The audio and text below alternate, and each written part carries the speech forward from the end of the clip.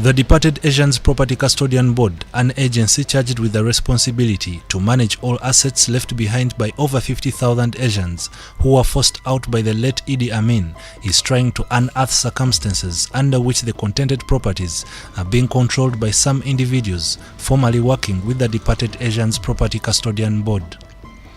Jinja city in eastern Uganda is not spared in the investigations that seek to try and recover the properties allegedly misappropriated over time with the connivance of some corrupt lands officers in Kampala, suspected political figureheads in government and security actors. They have their cocoon here. A cocoon. They can even kill you. You can't just reveal people's whatever for the safety of our lives. We are not in a proper environment that you can just jump on people's names. But they are the same names you hear that this property belongs to General so and so. The other one is for Minister so and so. Hey, that one you can't touch. It is for the other big, and they're just a few names. Jinja city is characterized by buildings that were constructed and occupied by Asians. However, over the years, there are detected cases involving fraudulent land transactions, forgery, altering documents, and trespassing on the departed Asian properties.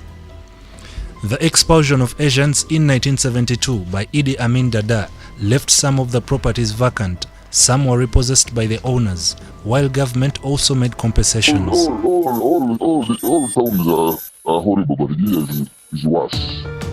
This building along Main Street, plot 9/11 in Jinja City, was taken over by government until 1992 when DMB Industrial Finance Limited repossessed it under the endorsement of the then State Minister for Finance in a letter dated 26 February 1992.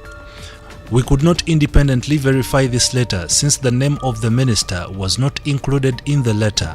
I wonder how you can say repossession can be by letter, deviating from the original regulations set in the 1982 Expropriated Properties Act. You see, that act has never changed. You see, those letters are forged. They are being manipulated from Jinja there, forging the signature of the lyrics into Moses Pinto. This building is among the 4,000 properties that were audited countrywide in a suspected scheme in which they were illegally mortgaged, sold or encroached upon, sometimes with the connivance of the very institutions and individuals responsible for safeguarding them. However, justice remained delayed. All that is because there is serious weakness in the police and the intelligence. Yes, because if you have those institutions and they act on strict instructions and so on, you clear this matter. Someone has a land title. He got it from government. His land title has not been cancelled by the registrar of titles. So this person tells you, I'm the rightful owner, I hold the title. So to trace all these things and compound them together and get the truth is something very, very complicated. But the event also, yes, they are not all clear books. Because even my staffs are involved in some of the scandals. So they eliminate somewhat some properties they are involved in.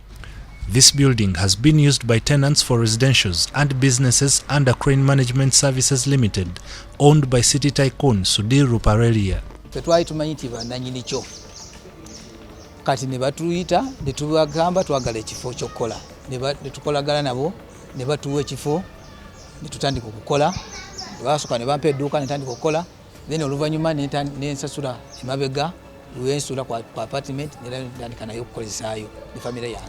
Muzusa and company advocates would later claim that A1 Fred Hasibiri purchased the property from DMB Industrial Finance Limited and notified tenants to vacate the premises. Twamugamba tuleetere omwami tulogereko naye, nze nalina agreement kuwensula ya myaka 5. Nga tena gwako nagamba nti nibona agenda mu kooti nibona agenda bwe tukolera banene tojja kusobola. I sought an appointment with Muzusa and company advocates, but the lawyer did not pick calls at the agreed time. The subscriber you have called does not answer. Please try again later.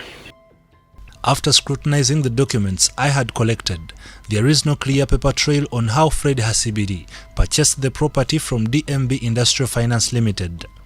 DMB did not notify the tenants after change of ownership to Muzusa and Company Advocates. Now, for example, in a letter dated 26th, that is in October 2022, written to Waiswa Eric, who was one of the tenants on that property, Musuza and Company Advocates clearly stated that the property had been purchased from DMB Industrial Finance Limited. But in that letter, this company and advocates acted on behalf of a one Hasibiri, Fred, who is their client. But then, if you read in the other letter that was written in February 2nd, that is 2022, under paragraph 1, still written to Eric, who is a tenant on that property, they stated that they were acting on behalf of DMB Industrial Finance Limited. Now, if they had already purchased the property from DMB, then how come they were still acting on behalf of DMB when they were going to evict these tenants? And I think this is a question worth following up. Yes. So I needed you to look at those people because it is only one person being there selling them those plots. Little Muzusa, oh wow, Muzusa is the man also behind plot 911. Yes. And plot 1C. Yes. That is it on the road. That's why I told you.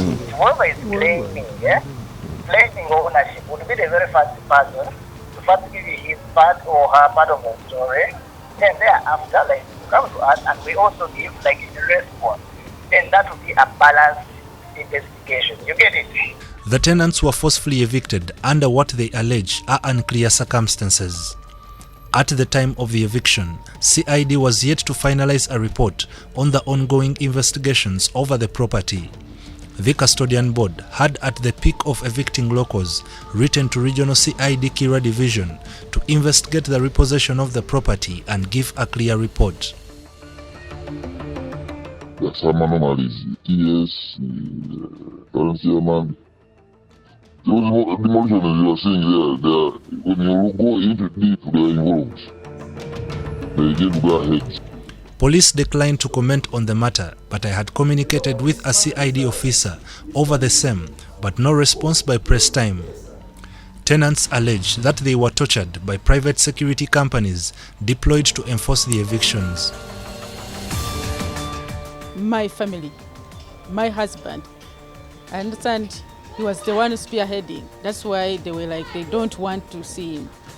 They told him, if you want to enter, just tell us you're living here. You lock people in their houses with the families, and the police does nothing. I get surprised. Police does nothing. RCC is notified, he does not act. Is there a government? I am told the alleged gangs that come to break these buildings come, break, and they leave. And we are asking, how does that happen when police is also in the same jurisdiction now? But any other eviction, during my time when I'm here, in this building here, I'm not aware. Even the one at plot 9/11? I'm not aware of any eviction. Is there any eviction which we are participating? I don't see. Because court orders which has come here. We are talking of 9 and 11. 9 and 11, I'm not aware. Then there is also... I don't... Perhaps we don't deal with rumors. Because where if there's anything... private, that one, so you can task the lawyer and the private guards. Yes, I've received some complaints from tenants, a few tenants. And these owners, they come now because remember, I told you he has a repossession certificate. He won a case in court and is telling you it is not the custodian board which is not custodian board which is the owner, which is in charge. So this person is saying it was on rent distress. Anewunya kanso mugundivu owamanyi mu Jinja famous lawyer asobola okuivikitinga abantu nga tewali court order n'akozesa obumenyi bw'amateeka. In summary, we wrote to them telling them we are going to renovate the place, so they left willingly. They put their cards and put everything on their cards and left. So we are doing renovation right now. But how they take place when you see the RCC, I thought the RCC. You see, he should not take things in his hand. Eviction has to have a court order. But the illegal evictions they are making will cause them problems with the big man. Because we are supposed to protect the locals, not these fraudster rich men here. Because sometimes there are things of legal nature that will always stop the security from intervening. But if something becomes of security nature, the security will always intervene. But we want the city council to be in charge of this city. But we're in a situation whereby even, everything has been penetrated. You go to court, what comes out of court is not respected. Just imagine that you get a court order that you go, police go and take over this. But even before they leave with the court premises to where they are going, before you reach there, another force has come to block the court order. So we don't know who is working for who and who is fooling who. Waliwo company security zino eri ku Gabra Road. Jaga yali awo nga 30 nga bagalawo gate bagalawo buli. We went to Jag Security Company to confirm this allegation.